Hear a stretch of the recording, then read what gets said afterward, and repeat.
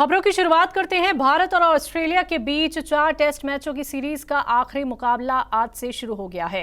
इस मुकाबले को देखने के लिए दोनों ममालिक के वजीर आजम नरेंद्र मोदी स्टेडियम पहुंचे। हिंदुस्तानी पीएम नरेंद्र मोदी और ऑस्ट्रेलियाई पीएम एंथनी एल्बानीज ने पहले दिन का खेल देखा। मैच से पहले दोनों ममालिक के वजीर आजम ने अपने अपने देश की क्रिकेट टीम के कप्तान को सरफराज किया और उन्हें खास टेस्ट मैच की खास टोपी भी दी। इसके बाद दोनों पीएम ने अपने अपने मुल्क की पूरी टीम से मुलाकात कर उनकी हौसला अफजाई की। इस दौरान स्टेडियम लोगों की भीड़ से खचाखच भरी थी। महाराष्ट्र के डिप्टी सीएम देवेंद्र फडणवीस ने आज एकनाथ शिंदे सरकार का पहला बजट पेश कर दिया है। इस बजट में किसानों के लिए कई बड़े ऐलान किए गए। महाराष्ट्र सरकार ने ऐलान किया है कि हर साल किसानों को 12,000 रुपए मिलेंगे। किसानों को सिर्फ 1 रुपए में फसल बीमा दिया जाएगा। आंगनबाड़ी कारकुनान को 8,300 के बजाय 10,000 का एजाजिया मिलेगा। वहीं मददगारों को 5,500 का एजाजिया मिलेगा। गरीब परिवारों की लड़कियों के 18 साल पूरे होने पर 75,000 रुपए की मदद की जाएगी। इसके अलावा सरकारी ट्रांसपोर्ट में खवातीन को किराए में 50% की छूट मिलेगी। प्रधानमंत्री आवास योजना के तहत 10 लाख अफोर्डेबल हाउस बनाए जाएंगे, जिसमें अगले 3 साल में 12,000 करोड़ रुपए खर्च होंगे। क्लास 8 तक के स्कूली तलबा को फ्री में यूनिफॉर्म दी जाएगी। ये फायदा उन्हें मिलेगा जो कि सरकारी स्कूलों में पढ़ते हैं। 15 साल पुरानी कारों की जगह पर नई कार खरीदने पर टैक्स में छूट दी जाएगी। बीजेपी सांसद मनोज तिवारी ने आम आदमी पार्टी और दिल्ली के सीएम अरविंद केजरीवाल पर बड़ा इल्जाम लगाया है। उन्होंने कहा है कि मनीष सिसोदिया को सीएम केजरीवाल के राज पता हैं। क्या वो सिसोदिया को रास्ते से हटाना चाहते हैं? इस देश में चिट्ठी लिखकर दबाव बनाने से किसी के भ्रष्टाचार की जांच पे कोई प्रभाव नहीं पड़ने वाला है, और अगर नहीं भी लिखेंगे तो जो निर्दोष है उसको कोई नुकसान नहीं हो सकता है। सत्य परेशान हो सकता है, पराजित नहीं हो सकता है। लेकिन इसका डर, इसका भय किस स्तर तक का है और इसके अंदर कितनी साजिशें हो रही हैं, ये कल आम आदमी पार्टी के एक बयान से हम सबको देखने को मिला है। कल आम आदमी पार्टी के एक प्रवक्ता ने, नेता ने प्रेस कॉन्फ्रेंस किया कि जेल में मनीष सिसोदिया के जान को खतरा है।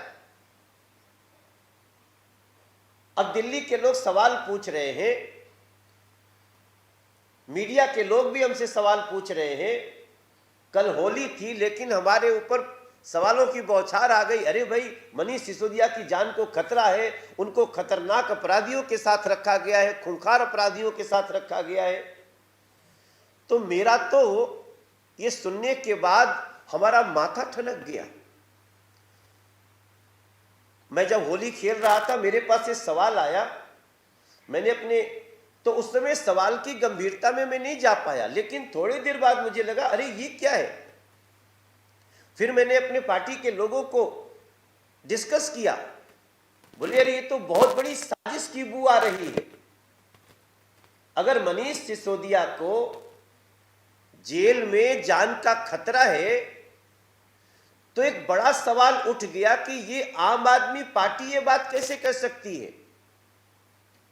दिल्ली की सारी जेल तो दिल्ली सरकार के पास है, उसके हेड अरविंद केजरीवाल जी हैं।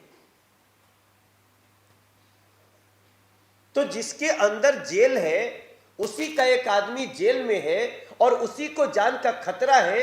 इसका मतलब अरविंद केजरीवाल से ही खतरा हो गया है क्या मनीष सिसोदिया को? आम आदमी पार्टी का कहना कि वहां पे हमारे ही पार्टी के एक व्यक्ति को जो भ्रष्टाचार के आरोप में जेल, उसकी जान को खतरा है, तब मुझे लग रहा है कि इसके अंदर एक बहुत बड़ी साजिश, वो साजिश ये है कि मनीष सिसोदिया के पास अरविंद केजरीवाल के राज हैं और वो राज उगल न दे मनीष सिसोदिया, या कह न दे हुए अरविंद केजरीवाल कहीं न कहीं मनीष सिसोदिया को जान से मारने की साजिश कर रहे हैं क्या? उनको अपने रास्ते से हटाने की कोशिश कर रहे हैं क्या? जेल दिल्ली सरकार की, दिल्ली सरकार के मुखिया अरविंद केजरीवाल, और अरविंद केजरीवाल के ही जेल में मनीष सिसोदिया के जान को खतरा। ये इशारा क्या कर रहे हैं? तब हमें कहना पड़ता है कि ये अरविंद केजरीवाल जिस स्तर तक की नकारात्मकता और साजिश रखते हैं, इसके आधार पे ही इनको कहा जाता है कि ये झूठ के चैंपियन और साजिशों के मास्टर हैं। मनीष सिसोदिया की सुरक्षा बढ़ाया जाए। हैदराबाद की पहली मुस्लिम कमर्शियल पायलट सैयदा सलवा फातिमा को बीआरएस पार्टी के सीनियर लीडर खलीकुर रहमान के जरिए सरफराज किया गया। बीआरएस लीडर खलीकुर रहमान ने ट्वीट किया, वो बहुत विनम्र पृष्ठभूमि से आती हैं और ये उनका अज़्म और कड़ी मेहनत थी जिसने उन्हें अपने सपनों को हासिल करने में मदद की। आपको बता दें कि भारत की उन चुनिंदा मुस्लिम खवातीन में से हैं जिनके पास कमर्शियल पायलट का लाइसेंस है। रूढ़िवादी समाज और अपने परिवार की माली तंगी के बावजूद सैयदा ने अपना सपना साकार किया। कर्नाटका के बीदर का मशहूर और मारूफ तालीमी इदारा शाहीन ग्रुप ऑफ इंस्टीट्यूशंस के चेयरमैन डॉक्टर अब्दुल कदीर ने रांची के इटकी नामी मकाम में वाक़िफ़ फातिमा अकेडमी का दौरा किया। इस दौरान उन्होंने इस मारूफ तालीमी इदारे के तलबा और तालिबात के तालीमी मेयार की जानकारी ली और खुशी का इजहार किया। इस मौके पर अब्दुल कदीर ने इस इदारे के चेयरमैन मोहम्मद नसीम नदवी को तालीमी तरक्की के ताल्लुक से अपना ताउन देने की यकीन दहानी कराई। डॉक्टर अब्दुल कदीर के दौरे पर नसीम नदवी ने मुसर्रत का इजहार किया है। 1998 से फातिमा एकेडमी इटकी रांची ये इल्म नाफे का सेंटर है, जहां पर इल्म हुनर सिखाना इदारे का नस्बुल आइन है। इस इदारे की ज़ियारत करते हुए जनाब डॉक्टर अब्दुल कदीर साहब शाहीन ग्रुप इंस्टीट्यूट के चेयरमैन काफ़ी इम्प्रेस हुए और उन्होंने शाहीन ग्रुप से जुड़ करके इस इदारे में बहुत सारे प्रोग्राम को लॉन्च करने की बात कही और इस इदारे में अच्छी और ऊंची तालीम देने की बात कही। इल्म नाफे के मतलब ही ये होता है कि जितनी तरह की ज़रूरतें हों, खा वो मेडिकल लाइन का हो या इंजीनियरिंग लाइन का हो, हर लाइन में अपने ईमान और यकीन के साथ आगे बढ़ना ये हमारी जिम्मेदारी होती है।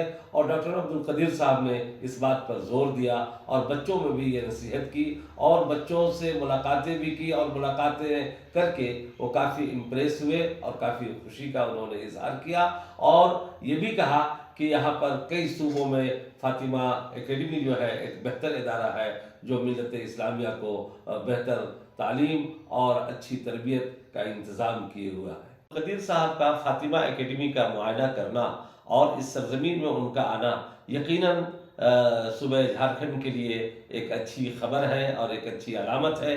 वो आकर के यहाँ के लोगों को अच्छी तालीम की तरफ और ऊंची तालीम की तरफ उभार रहे थे और ख़ास तौर से जीनियस स्टूडेंट को उनके गोल तक पहुँचाने के लिए हम तन व मसरूफ़ भी है और इसके लिए उनकी काविशें चल रही हैं। डायरेक्टर नसीम अनवर नदवी साहब से डॉक्टर अब्दुल कदीर साहब ने ये कहा कि यहाँ पर जो सलाहियतें हैं और जो जीनियस स्टूडेंट हैं और अगर वो किसी वजह से अपने मकाम तक नहीं पहुँच पा रहे हैं, जो रुकावटें हैं उन रुकावटों को दूर करके उनको उनके गोल तक पहुँचाने के लिए बगैर किसी तफरीक के हर तरह की कोशिश की जाएगी और उनको उनके मकाम तक पहुँचाने में हमारा पूरा ताउन और मदद रहेगी। फातिमा एकेडमी में डॉक्टर अब्दुल कदीर साहब शाहीन ग्रुप के चेयरमैन, उनका आना काबिल मुबारकबाद है और आकर के उन्होंने जितने इजहार मसरत किया है और जिस कदर वो इम्प्रेस हुए हैं, उन्होंने ये उम्मीद जतलाई है कि सुबह झारखंड में फातिमा गर्ल्स एकेडमी एक नुमाया किरदार अदा करेगा और मिलत इस्लामिया के बच्चों को सही रहनुमाई करेगा और उन बच्चों को उनके गोल तक और उनके मकसद तक रहनुमाई करेगा और यही नहीं उनको अच्छी राह दिखलाएगा और उनके इकनॉमिक्स को मजबूत करने में ये काफ़ी काम कर रहा है। और ये इजहार ख्याल जनाब डॉक्टर अब्दुल कदीर साहब डायरेक्टर ऑफ शाहीन ग्रुप ये कह रहे थे। जमात इस्लामी हिंद ने अपने 75 साल मुकम्मल होने पर एक प्रोग्राम का इनेकाद किया। इस मौके पर जमात इस्लामी हिंद के सदर सैयद सादतुल्लाह हुसैनी और नायब सदर सलीम इंजीनियर के साथ तंजीम के ओहदेदारान मौजूद रहे। वहीं प्रोग्राम में कई सहाफ़त से जुड़े लोगों ने शिरकत कर जमात के कामों की सराहना की और साथ ही साथ कुछ मशवरे तंजीम के सामने रखे। और आज के बारे में जो 75 साल पूरे हुए हैं जमात इस्लामी हिंद के, तो उसके बारे में थोड़ा सा बताएं। जमात इस्लामी हिंद का क़याम 16 अप्रैल 1948 को अमल में आया था और 16 अप्रैल 2023 में 75 साल पूरे हो रहे हैं। तो उस मुनासिबत से जमात इस्लामी हिंद पूरे मुल्क में और इस बात की कोशिश कर रही है कि जमात इस्लामी हिंद का सही तारुफ, उसका पैगाम, उसके जो अहम काम हैं वो लोगों के सामने आए और हम इसका अपना जायज़ा भी लें कि जमात इस्लामी हिंद ने इन 75 सालों में मुख्तलिफ़ मैदानों में जो कोशिशें की हैं उनके क्या नतीजे आए और कहाँ हम अच्छा कर सके और कहाँ हमारी कमज़ोरियाँ हैं। इस पहलू से हम तमाम लोगों से मुलाकातें और इंटरेक्शन कर रहे हैं। हम सिविल सोसाइटी ग्रुप्स के साथ, ख़वातीन के साथ और सोशल एक्टिविस्ट के साथ, मजहबी लोगों के साथ और मीडिया के लोगों के साथ भी आज जमात इस्लामी हिंद के हेडक्वार्टर में मीडिया के साथियों के साथ मोहतरम अमीर जमात इस्लामी हिंद का इंटरेक्शन था और उसमें ये सब बातें लोगों के सामने लाई भी गई और लोगों ने सवालात किए, कुछ चीज़ें जानना चाहिए और लोगों ने बहुत से मशवरे भी दिए कि किस तरह जमात इस्लामी हिंद के काम को आने वाले दौर में और बेहतर किया जा सकता है। तो हम इसका शुक्रिया भी अदा करते हैं। फिल्म जाने भी दो यारों और मिस्टर इंडिया में यादगार किरदार अदा करने वाले मशहूर एक्टर और फिल्मकार सतीश कौशिक का दिल का दौरा पड़ने से इंतकाल हो गया। वो 66 साल के थे। उनके करीबी दोस्त और एक्टर अनुपम खेर ने बताया कि कौशिक दिल्ली में अपने एक दोस्त के घर पर थे जब उन्होंने बेचैनी होने की शिकायत की। सतीश कौशिक के इंतकाल पर फिल्मी जगत में शोक की लहर है। फिल्मी सितारों से लेकर सियासी लीडरान तक कई लोगों ने उनके इंतकाल पर दुख का इजहार किया। वजीर आजम नरेंद्र मोदी ने ट्वीट कर लिखा, जाने माने फिल्म शख्सियत सतीश कौशिक जी के असमय निधन से दुखी हूँ। वे एक क्रिएटिव जीनियस थे जिन्होंने अपनी विलक्षण अभिनय और निर्देशन प्रतिभा से लोगों का दिल जीता था। उनका काम लोगों का मनोरंजन करता रहेगा। उनके परिवार वालों और फैंस के लिए संवेदनाएं प्रकट करता हूं। पीएम नरेंद्र मोदी के अलावा वजीर दाखिला अमित शाह, वजीर दिफा राजनाथ सिंह और यूपी के सीएम योगी आदित्यनाथ के साथ कई सियासतदानों ने उनके इंतकाल पर गहरे दुख का इजहार किया। बेहतरीन कलाकार सतीश कौशिक भले ही इस दुनिया को अलविदा कह गए, लेकिन मुल्क भर के लोगों की यादों में ये नाम हमेशा जिंदा रहेगा।